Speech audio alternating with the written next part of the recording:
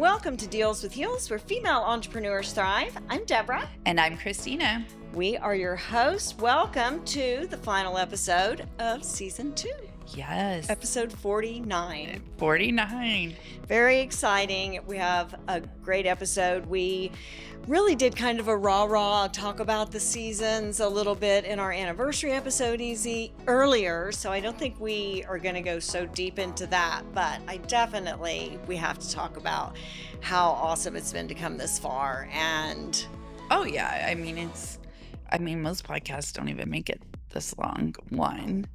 And two, this season has been completely different than last season, and I really like that because we were able to really meet more people and just really align at what we are doing in this future. So I think we just growing and learned so much and got better and better at it. And I loved that. And I really loved all of the women that we met. And I learned so much from all of them. oh yeah, I mean it's just truly about building that community. I mean, we've met probably 20 women on this because we've only done 3 or 4 with just us, you Yeah, know. we like you knew a couple of them, and then I knew a couple of them. But then But some of them we didn't, neither one of no. us knew. So And I definitely want to stay in touch with them. And one of the things that the whole season becoming unstoppable,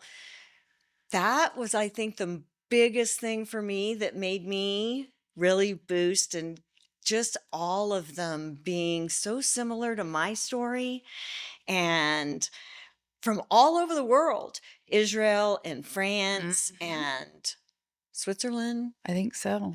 And they all have this spiritual awakening and empowerment feeling, and to feel connected that far is just a really unstoppable feeling. Oh, 1000%. I mean, and I truly learned something each and individual episode, whether it was just me and you or somebody else.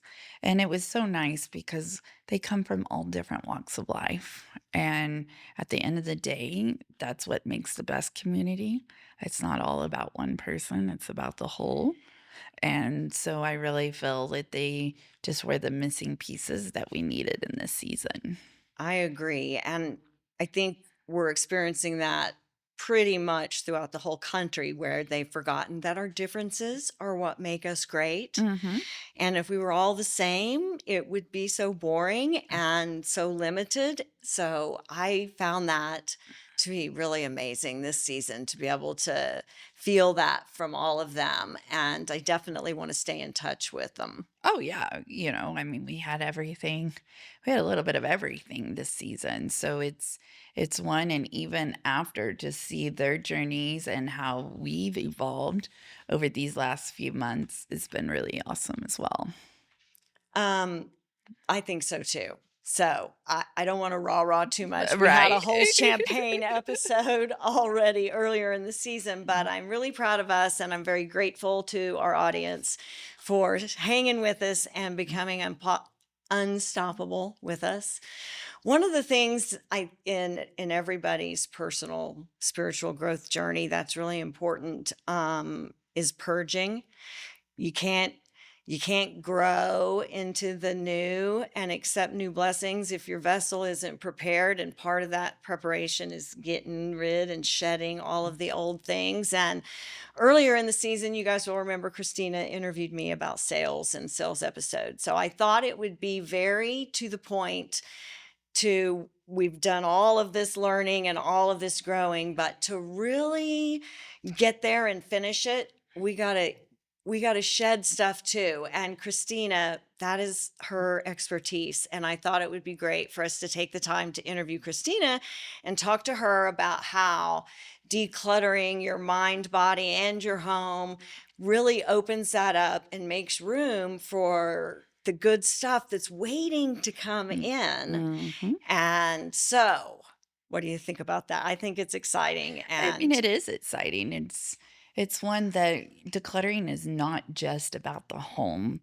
We tend to have so many limiting beliefs in our minds, and the traumas that we put on our body each and every day and the traumas from our childhood, that we cannot truly be that vessel that we are meant to be until we heal and release those. It's just like shedding an onion and different stages of your life. And to be able to grow, you have to shed what version you were in even last month or even last year. We should be ever evolving. And that's where that mind, body, and home, because your mind, your home is a direct reflection of what your mind is. And for me, that's where it all started. I I was over $100,000 in debt, and my home was very, very nice, but was full of just stuff everywhere. My kids had anything and everything they ever wanted. Um, there was just my closet was full. I probably had 3 Louis Vuitton bags. I mean, it I had Coach purses, just full of stuff, but it wasn't bringing me any happiness. No, It was stuff doesn't fill it up, does it? no, but of course, before what I was truly healing from, it gave me a temporary fix. It gave me the happiness, The very temporary, the dopamine. dopamine. And then that's when I realized, when I started going through my healing journey and started working on my mindset, it was okay. I started with the pantry because I wanted to save money because we were spending a fortune, probably almost roughly around $3,000 a month in groceries Wow. is what we were spending in groceries a month because we would just go buy to buy. The kids had all the snacks in the world. The pantry was always full of stuff, but half of it would either be out of date or this, and we had no rhyme or reason. So it actually started with the pantry. And then my friends would tell me, Christina, you're really good at this. You should try. And I'm like, nope. And then, of course, time went on, and that's what I did. But it's very important for people to understand is I can go into your house all day and organize. I can. I'm very good at it. But until you make the correlation of what's truly going on within you, it's never going to change. It'll be temporary. It'll look really good for about 2 to 3, maybe if you're lucky, 2 months, but you're probably looking about 3 or 4 weeks of it looking good. And then it's going to go right back because you have no idea how I did it. And you have not figured out what's going on inside why you keep having that. I find it's a ongoing process for me, not just my personal growth, but in my home too. I'm a creative person, and creative people, when we're in creative mode, order is not what we're thinking about.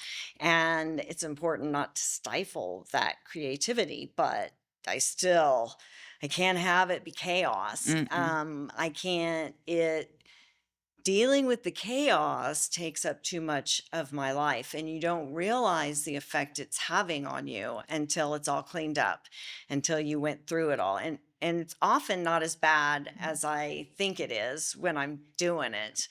But I know for my spiritual journey, man, you start with the physical, Mm. and then when you start releasing and shedding, I shed everything. I shed people, I shed family members, I Mm. shed marriage, I shed a lot of things. Once you peel all of that back, you kind of have no choice. But I mean, you can substitute other people in those exact same roles, and I tried that once, and it felt so wrong, and I Mm. knew it did. And so it was even worse then. And so it's a big deal. You have to find that comfortable by yourself Oh, spot. yes. And the biggest thing, like you said, it's a constant. You constantly need to be working on decluttering your mind. You constantly need to be working on decluttering your body. And most important, your home, because it's things pile up. And then the first time around, I wasn't ready to get rid of everything. And so now every month I have different areas, and it's staggered throughout my home. But I completely do a decluttering process on every area of my home at least once a month to constantly be letting go of stuff. Um, when things sit in one place, it brings up stagnant energy. And the more you have, and the more things are just sitting there, either not even collecting dust, but not moving, not cleaning, it disrupts the energy and the flow of your home.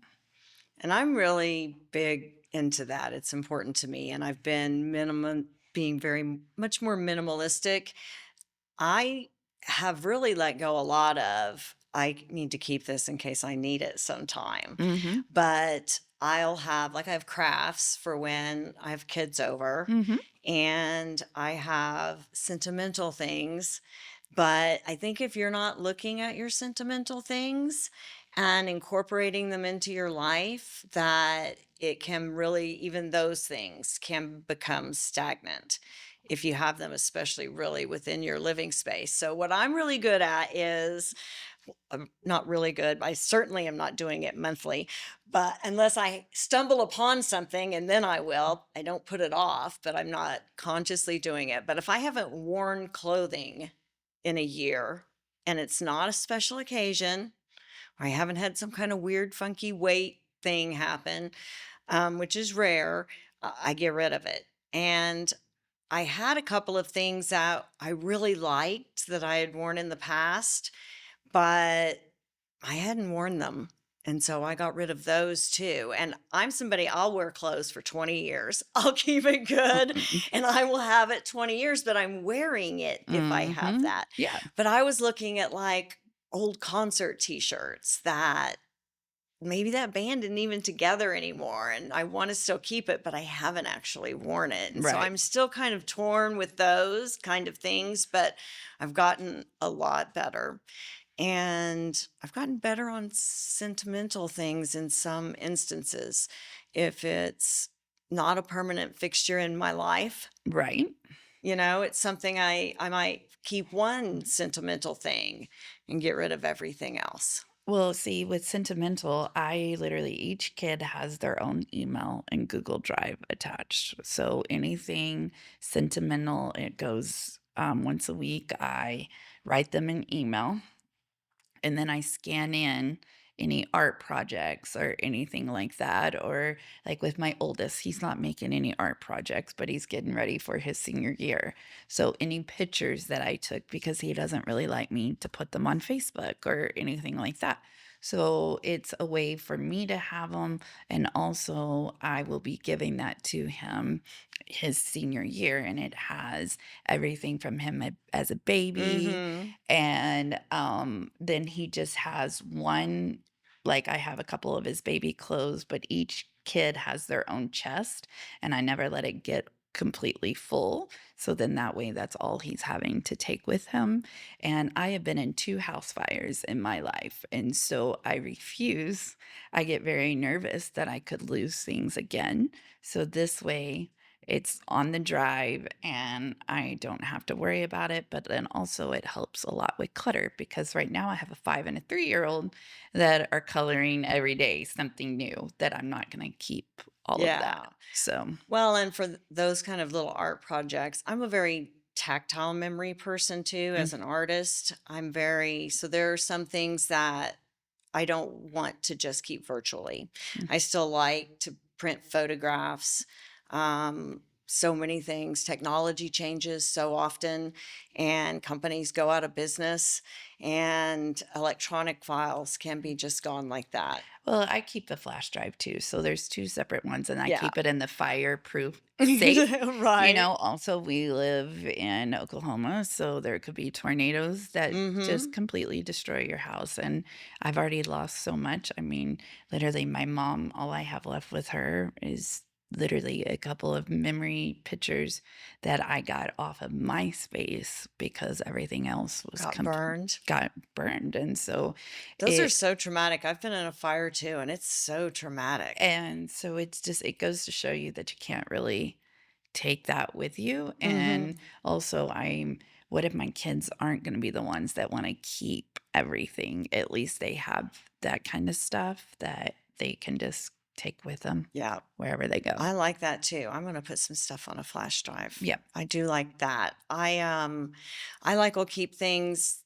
like some clothing of like I have a thing of my mom's. Every time I open it, it still smells like her. Mhm. But my mom made a lot of my baby clothes and she kept them and I had them and I used them with my daughter, and now Teddy has worn quite a few of them. And a lot of them were clothes that I had my picture in. And so we have like this history of passing them down. Mhm. And I kept the dresses, a few, not all of them, of my daughter's that she had her picture made in too, kind of a thing. And it to look and see how small they are. Oh yeah. I'm like, And look how there small are this like little dress is. How did I ever, it's so uh-huh. weird. So, yeah, there is, like, the clothes that I brought them home in Right and in your everything, chest, yeah, in yeah. my chest, but then the rest of just day and then it also with me writing them an email every week, it just kind of reflects the week, and then they can really and then on their birthdays, I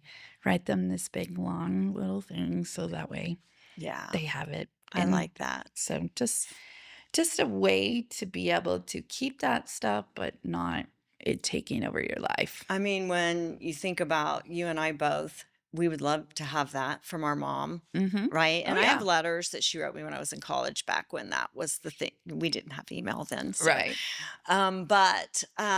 well, let's talk a little bit about your coaching part of your business. You Mhm. don't just do professional organizing. That's not really what your passion is, but it's the nuts and bolts that goes with everything else, so to Right. speak.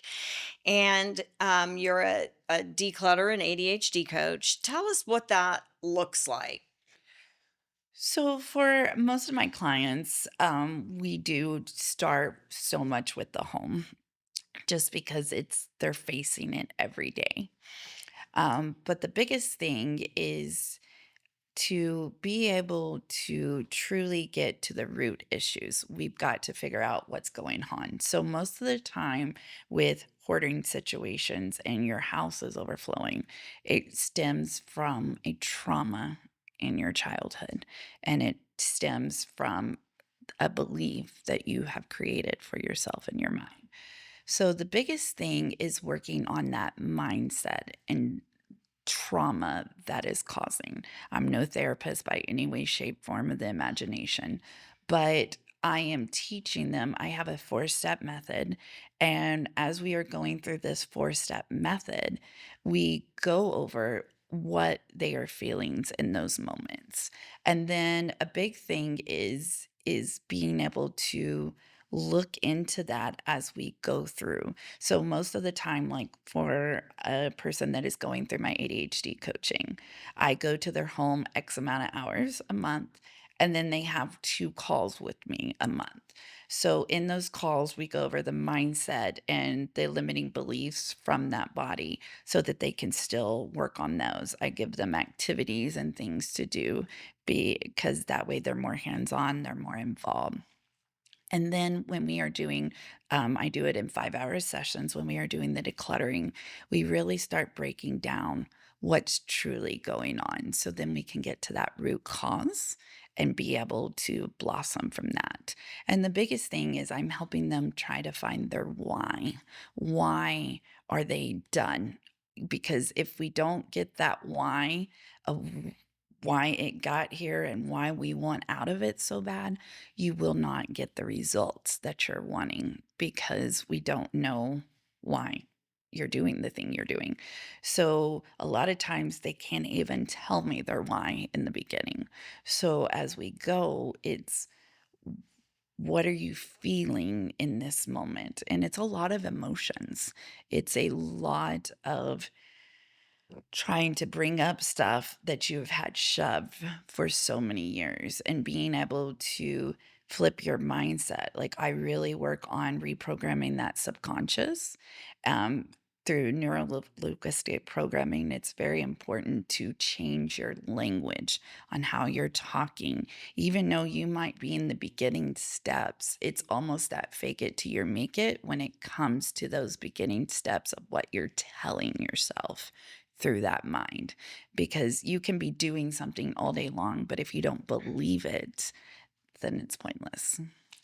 That's fantastic. I completely get that. I know several people in my life that could really use your help too. And I'm glad that my clutter gives me anxiety before it ever gets that bad. So let's kind of switch over to just pure ADHD coaching. I know lots of people with ADHD that don't have a cluttered house, that Mhm. don't have all of that clutter. Let's talk about steps for that, how they can help get their ADHD a little bit more in control, or at least put systems in place so that things aren't falling through the cracks. Yes. So my program is called Getting Your Shit Together. It's self, happiness, your inner peace, and your time. The only thing that we control is our time. So, with just the coaching from the ADHD perspective, we always start with what does your calendar look like? What are you doing with the 24 hours that you have in your day? And really working on that and going backwards. So first and foremost, that with it is a non-negotiable. I get 8 hours of sleep, whether I go to bed at 7:30 because I need to be up. And I give myself 20 hours a week of self-care. It's a non-negotiable. And then it's what truly makes me happy. Okay. So the things I love being the decluttering queen, I love the homeschool. So those things make me happy. I love being able to do things with my husband. So those go next, in my and being able we all have a purpose. So figuring out what that looks like and really making your time work for you versus you working for your time. So a lot of it is time management, time blindness. So much of ADHD, we do have a lot of time blindness and it can get to us in lots of different ways. And also we really work on your limiting beliefs on why you cannot live the best life for you. Each person is going to be different. Each journey is going to be different, and that's okay. Um, I want to be on stages. I want to do Miss USA. That's not for everybody. And I want to meet them where they are at and where they want to go. So, really being able to establish that through their time and mastering that is going to be bringing you great benefits because then you've got the balance of the 6 keys of abundance. So I have kids that have ADHD, my son and my daughter, and they're completely different. And I think that kind of coaching would work well for my daughter. I'm not sure it would work for my son. He's a pure creative, and they don't respond super well to systems.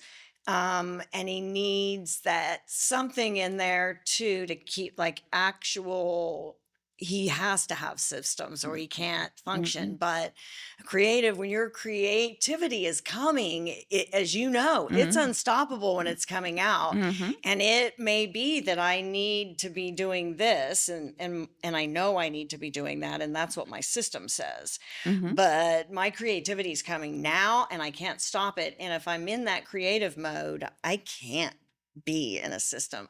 I think a good portion of what the problem is with creative people that have ADHD and creative people in general is society isn't built for them.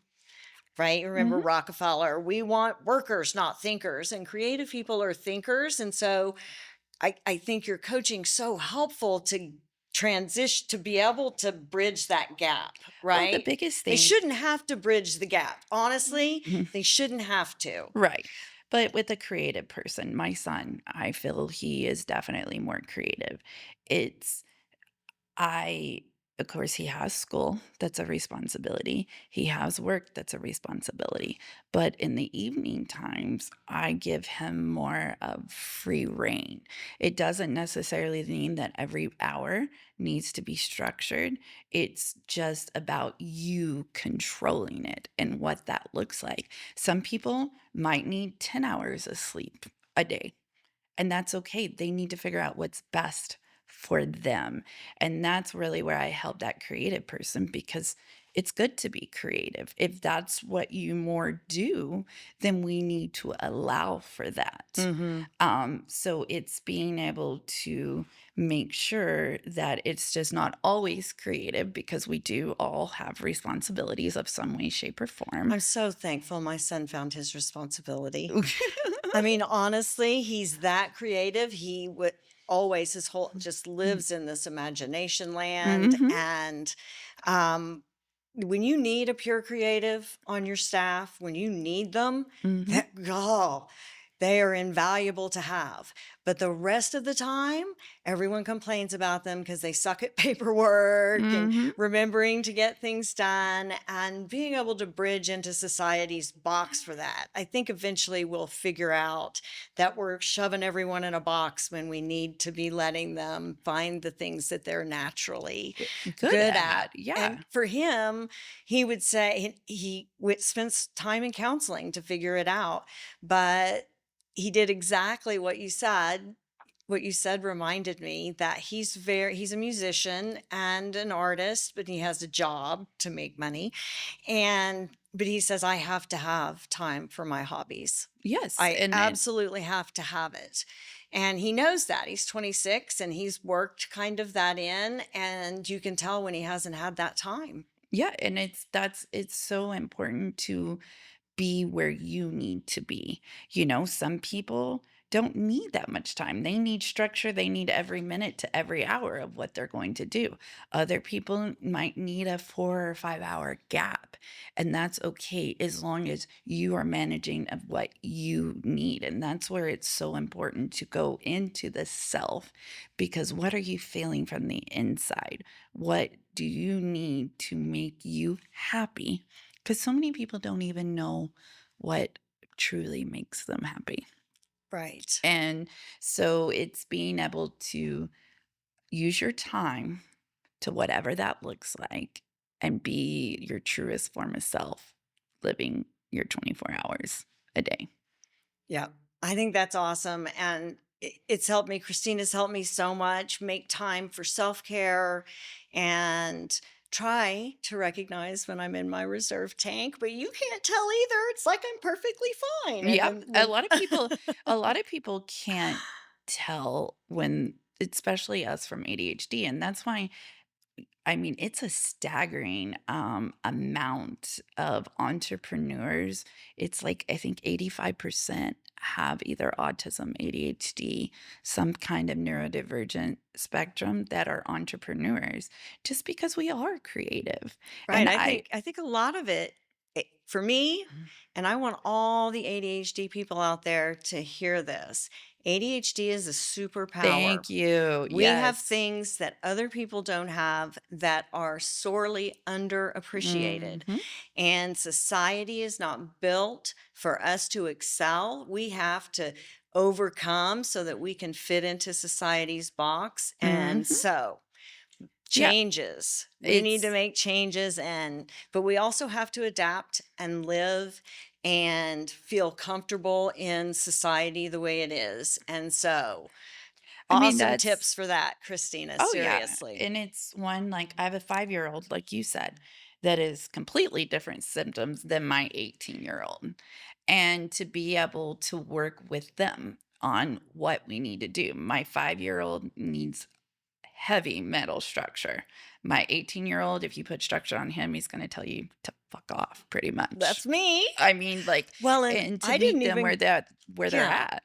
and I didn't get diagnosed until I was an adult because if you're intelligent and you make good Mhm. grades, and so I was really a smart kid and I was an athlete and I was good at things, but I was rebellious. and I would get in trouble. And so instead of thinking what could something's obviously wrong for somebody this good to be so Mhm. rebellious, but I was just bad. You just get labeled as naughty and bad. Mhm. And in reality, that rebellion is my ADHD, but I've got to have this decompression. And if I don't have it, then I will be very rebellious. Mhm. And it's not because I've done something super tiring or it's just draining. And Well, and also you got to think you have your extroverts and you have your introverts as well on top of the creative. So, really being able to figure out what that person needs, because at the end of the day, I go home to what I need. Mhm. It's not my home, it's not my system. I need to help them get what works for them so that that way they can realize their ADHD is a superpower. And we're all meant to be on this earth for a purpose. So, if I can help them find that purpose, through getting their time so that they can actually enjoy life, then that's what my job is. That's awesome. So many people need that. So many kids need to have a little bit of finding Mhm. and realizing that you they get so labeled in elementary school because they can't do the if you have like my son's kind of ADHD. Mhm. So my daughter has the same kind as me. She's a doctor, so it has nothing to do with Mm. intelligence, Nope. and you can fit all the way through it. So, such an encouraging episode. Thank you so much Y for explaining it all to us and Absolutely. telling us all the things we need. And it's definitely been very helpful for me to be around you and have your advice when I'm having my moments. And I leave her messages and say, "You're going to be so proud of me because I did this." And one last thing, I'm gonna go off of that really quick. She leaves me messages. Sometimes she leaves me messages at 10 o'clock at night. That's okay. When things are out there, go ahead and get them out. I don't listen to them till the next day. And there's nothing wrong with that. Hmm. Like being able to get what you need to get out and knowing that it's okay that you don't answer somebody right immediately, you And know? knowing that That's your not to creative time. yes, Mine's at 4 o'clock in the morning. Hers is at night. So it kind and of flip. not to have expectations that she has to answer me ever. Yeah. I just needed to tell her, and she always comes back and is always proud of me with what I did, but I'm not sitting there waiting, No. and I said it, I'm She's super not proud. mad at me. I'm not mad at her. That is one of the major things with, you Yes. tend to.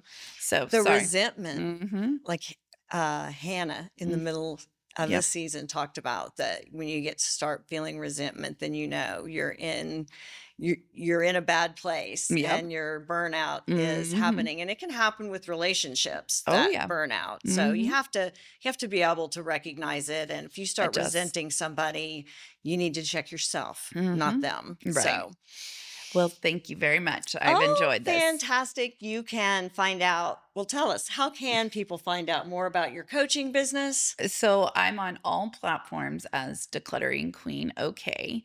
And then Christina Rose is so either Christina Rose or Decluttering Queen. And then my website is just Decluttering Queen with a hyphen in the middle. And we'll, of course, be linked to that in our show notes. And thank you, everyone, for all of your support this season. We had such great feedback this season from all of our listeners and viewers, and it's really exciting. We have pretty big listenership in India, Hmm. which is nice. We've both been a guest on entrepreneur podcasts that were based in And India. definitely leave us a review. If you're on Spotify, if you're on Apple Podcasts, please just leave us a review. Even if it's something that you learned in these episodes, that is the best way that you can help us is through reviews. 100%, it is. Download, share, subscribe, review, Mhm. talk about us. When you post about us, use the hashtag Deals with #DealsWithHeels. And so for season 2, We are this out. is it. We're out.